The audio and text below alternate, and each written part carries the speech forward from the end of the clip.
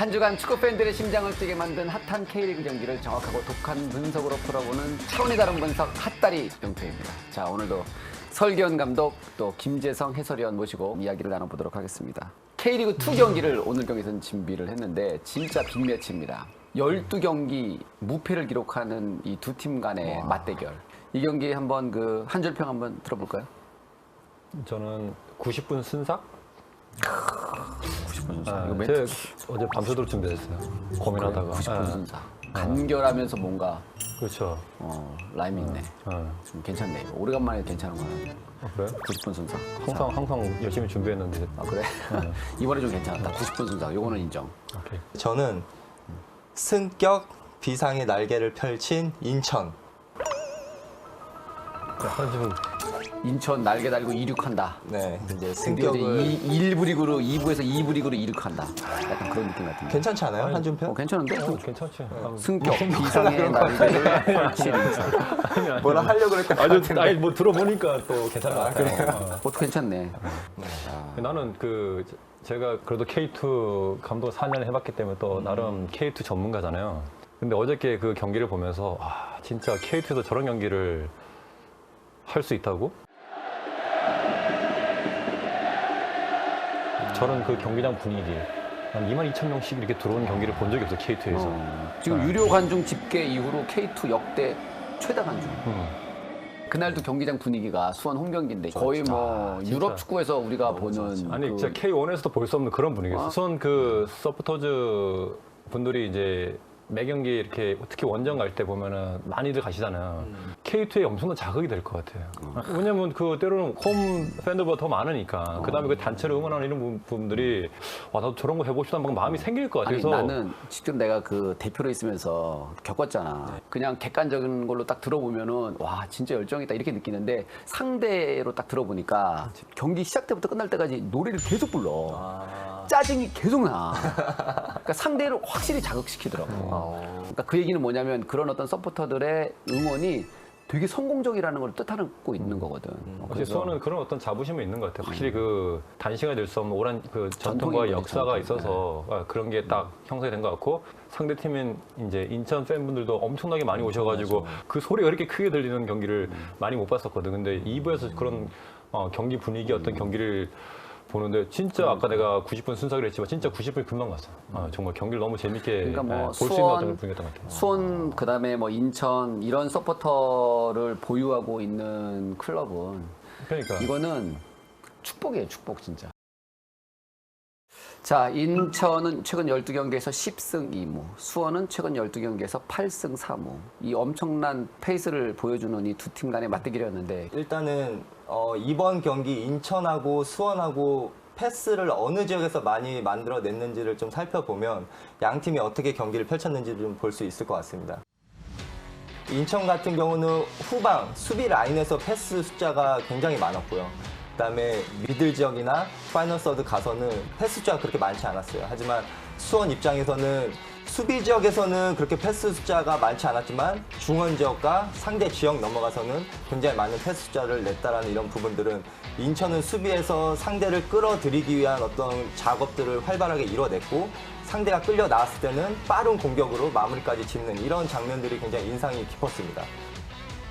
그래서 인천이 후방 빌드업을 하는 구조는 항상 이렇게 뒤에 백스리가 구조를 만들어 놓고 수비형 미드필더 한 명이 이제 상대 투 스트라이커 뒤쪽에 그다음에 사이드백 선수가 안쪽으로 들어와서 이제 상대 윙포드를 잡아놓는 그 위치를 아주 좋은 위치를 잡아놓고 있죠. 그래서 패스가 연결되는 상황에서 결국 목적은 측면 센터백이 볼을 잡았을 때 상대 윙포드가 압박을 나오게끔 그렇게 어떻게 보면 미끼라고 우리가 얘기할 수도 있는데 그런 위치에서 이제 볼 패싱 능력이 계속해서 이제 전환 플레이를 통해서 이루어지다 보니까 결국 수비 입장에서는 끌려 나올 수밖에 없었죠.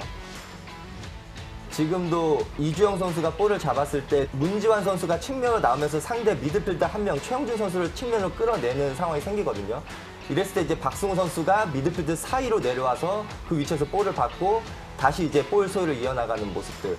그래서 첫 골을 만들어내는 장면에서도 보면은 수원이 저렇게 전방 압박을 통해서 어렵게 하려고 의도를 가지고 나왔지만 저게 풀렸을 때 찬스를 만들어서 마무리까지 하는 지금 이게 그 인천의 현재의 모습이 아닌가. 수비를 굉장히 안정을 시키고 또 상대가 압박을 했을 때 그런 압박을 풀어내서 또 찬스도 만들어내는 이 경기를 승리를 갖고 오는 데 있어서 저런 어떤 강력한 모습을 보였기 때문에 아무리 좋은 스쿼드 가지고 있는 수원 삼성이라도 쉽지 않았던 그런 경기였던 것 또 같습니다. 인천의 장점이라고 한다면 뭐 무고사도 있지만 양쪽 윙포드에 제르소, 그다음에 바로우라고 하는 정말 엄청난 양쪽 이 윙포드를 보유하고 있기 때문에 상대로서는 뭐 양쪽 다 정신없이 막기에는 좀 부족한. 그렇죠. 그래서 제르소가 이번 시즌에 최고 속도가, 그러니까 스프린트 상황에서 최고 속도가 34.9km/h. 근데 이게 지난 시즌에 순간 스피드가 36까지 찍었었거든요. 그러니까 아주 빠른 속도도 있지만 사실 제르소가 이 속도만 가지고 축구를 하는 선수가 아니에요. 또 굉장히 지능적으로 좋은 위치 선정을 잡을 수도 있고 빠르게 공격적으로 나가는 이런 속도가 굉장히 좋은 선수니까 어떻게 활용하냐에 따라서 이 선수를 최대한 어떻게 이 선수의 능력을 극대화시킬 수도 있다라는 거죠. 그래서 인천이 어떻게 제르소를 활용하는지 우리가 볼 수 있는 장면인데, 인천이 빌드업하는 이런 상황을 보면 지금 측면으로 패스를 뿌릴 때 한 명이 끌려 나가면서 3톱으로 이제 압박을 나가거든요. 그래서 패스가 연결됐을 때 이제 미드필드와 미드필드 그 간격이 벌어지는 그 사이로 박승호 선수가 상대적에 있기보다는 미들 지역까지 내려와서 이런 상황을 만들어내고, 여기에서 이제 볼이 흘렀을 때 뒤에는 1대1 상황, 그 다음에 제르소도 1대1 상황이거든요. 이런 상황에서 이제 적극적으로 공간에다 패스를 도우면서 이제 제르소의 스피드를 활용하는 이런 플레이가 좀 많이 나오는 장면이고요. 또 여기서도 상대가 이제 가지고 나오다가 4-4-2로 이제 수비 간격이 빽빽하게 있는 상황에서 볼을 끊어내고 여기에서 빠르게 이제 측면의 윙백 선수 이기재 선수가 공격적으로 나왔을 때 빠르게 그쪽 지역을 침범해 나가면서 이제 공격으로 나가는. 하지만 아주 영리하다라는 부분이 이렇게 공격 숫자가 적었을 때는 무리하게 공격을 하기보다는 박스 안에 충분한 공격 숫자가 들어왔을 때 이제 크로스를 시도하는 이런 부분들이 좀 아주 경기 운영이 세련돼졌다라고 이야기를 할 수가 있겠습니다. 양 팀의 결정적인 차이 하나를 만약에 본다고 한다면 수비 아닐까라는 생각이 드는데, 양 팀의 이 실점률 차이가 좀 많이 났잖아요. 그것이 이 두 팀의 현재의 이 승점 10점 차를 만든 이유는 아닐까라는 얘기도 좀 있거든요.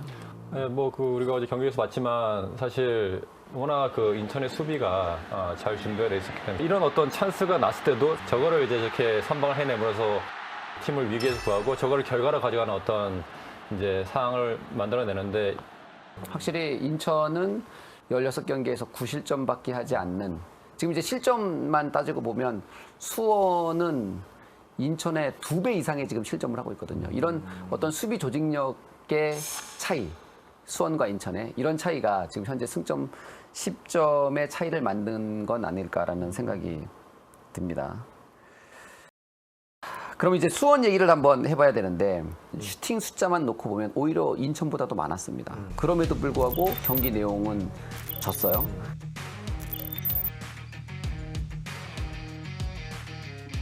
어떤 문제점을 조금 더 교정해야 될까요? 워낙 인천의 수비가 좋기도 했지만 찬스를 많이 만들기도 했어요. 그래서 저런 것들이 마무리가 안 되면서 오히려 좀 인천을 좀 더 좀 부담을 주지 못했던 부분들. 지금도 이균호 선수가 정말 이거 2대1 상황에서 이거 들어갔으면 2대2가 되는 어떤 그런 상황이었던 것 같은데,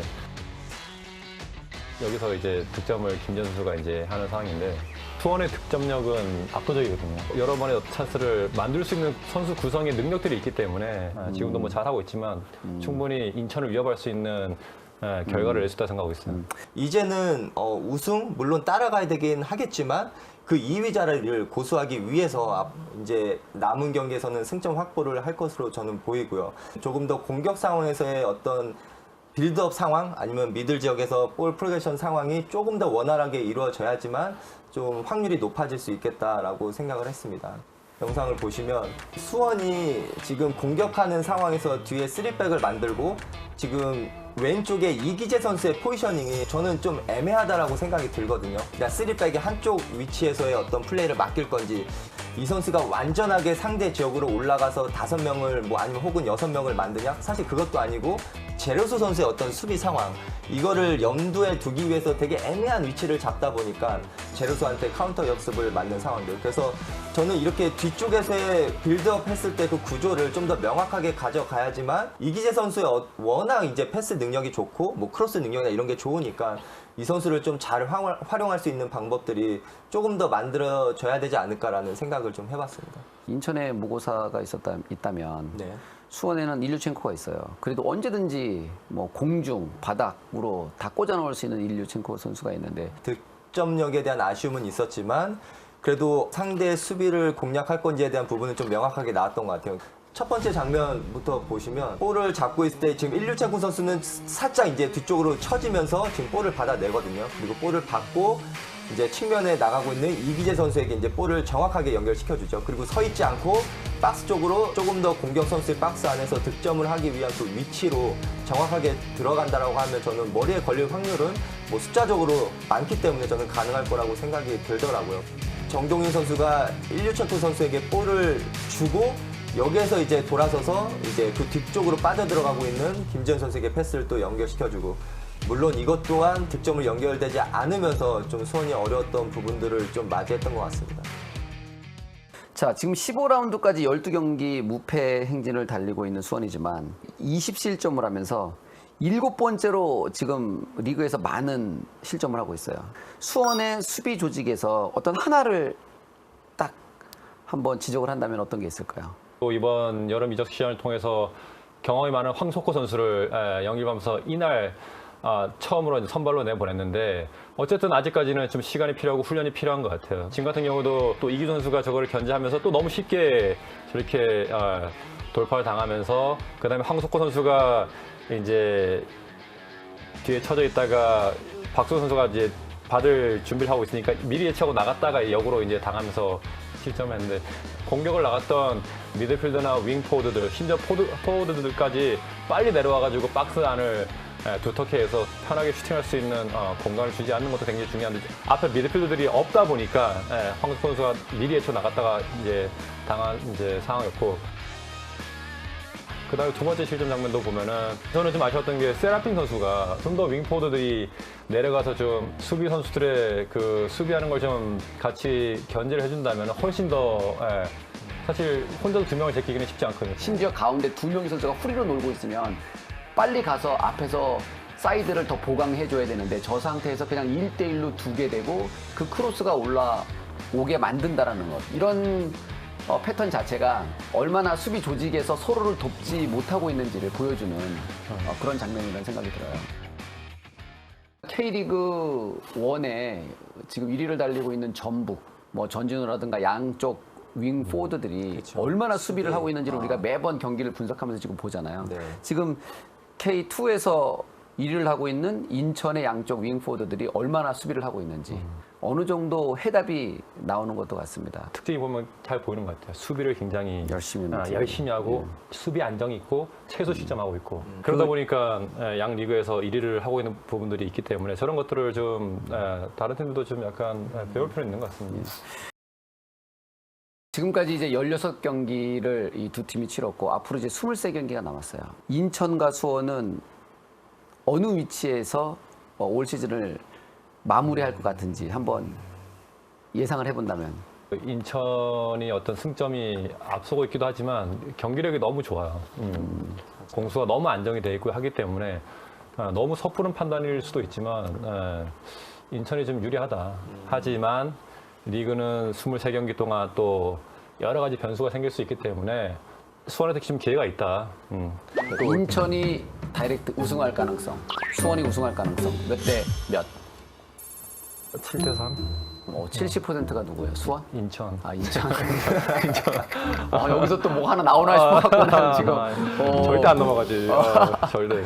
예전에 광주가 다이렉트 승격했을 때보다 더 좋은 어떤 그러니까 짧은 경기 숫자 안에 더 많은 승점을 쌓은 거라고 하더라고요. 그래서 이거는 정말 무시무시하다. 그래서 저는 충분히 다이렉트 승격을 좀 기대해 볼 수 있을 만한 지금 상황인 것 같고 수원 같은 경우는 저는 플레이오프 2위 자리를 고수한다라고 하면 그 일부 리그 팀들과 어떤 팀이랑 붙더라도 그 두 팀 다 저는 승격에 대한 부분들 좀 긍정적으로 저는 생각을 하고 있습니다.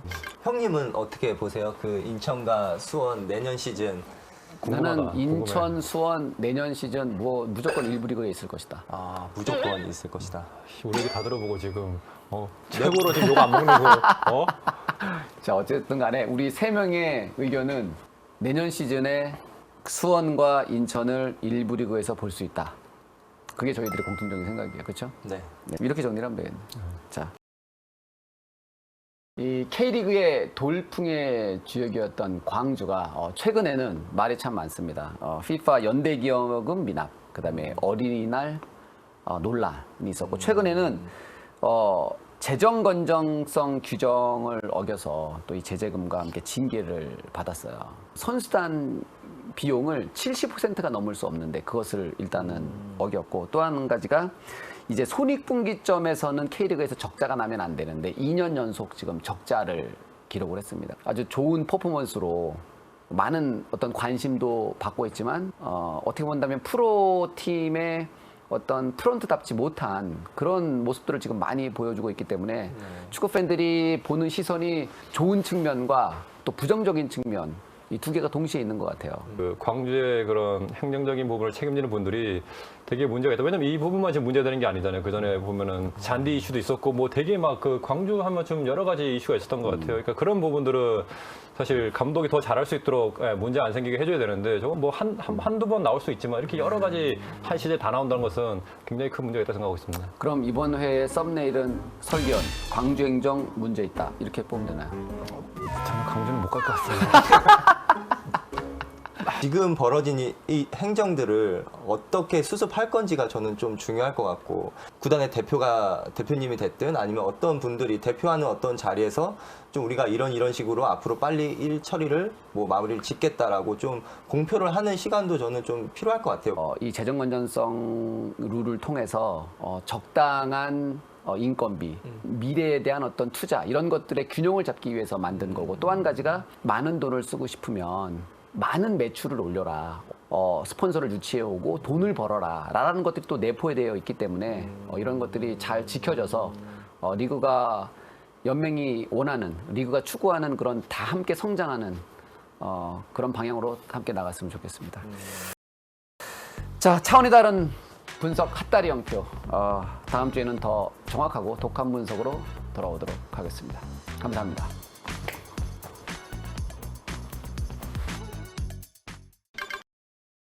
저런 그 경기장 분위기 한 22,000명씩 이렇게 들어오는 경기를 본 적이 없어 K2에서. 형은 저런 경기 보면 아 저런 경기장 안에서 코치 지도해보고 싶다. 감독이 한번 서보고 싶다 이런 생각 들어요. 난 어제 경기 보면서 야. 와 진짜 부담되겠다. 야 이거 저거 지면은 윤영원 감독도 그렇고 이 변성 감독도 그렇고 1위라고 있지만 그래도 지면 저 분위기 지면은 저 진짜. 그래도 근데 이겼을 경기장. 때는 그래. 또 저런 분위기에서 어떤 이겼을 때는 또 그 기분은 그럼. 저런 경기에서만 또 느낄 수 있는 거지. 내가 너무 긴장해서 봤어. 근데 실제로 그런 경기장에서 선수들도 경기를 하면 되게 부담되기도 하고 상대팀 입장에서는 심리적으로 상대 입장에서 그렇지만 홈에서는 진짜 도르트문트 경기했을 때 32,000 평관이 32,000이었어. 82,000. 그러니까 82,000명이 평균 관중. 그래서 워밍업 할 때 응원송을 딱 들으면 약간 눈물이 핑 돌아. 이게 그냥 이겨야 되겠다. 약간 그런 느낌이 딱 들어요. 그러니까 가슴이 막 웅장해진다고. 나중에 비장해져. 기회되면 그런 경기장에서 한번 지도자로서 한번 서보고 싶은 그럼 생각이 있지 도르트문트 않으세요? 감독 한번 해야 되겠는데. 도거가 안 돼서 힘들 것 같고 그러다가 또 이렇게 멀리까지 가서 이렇게 해보고 싶은 건 별로 없어. K리그에서. 여기서라도 뭐 K리그에서. 좋은 데서 정말 저런 경기에서 정말 이기고 하면은 감독으로서 성장할 것 같아. 굉장히.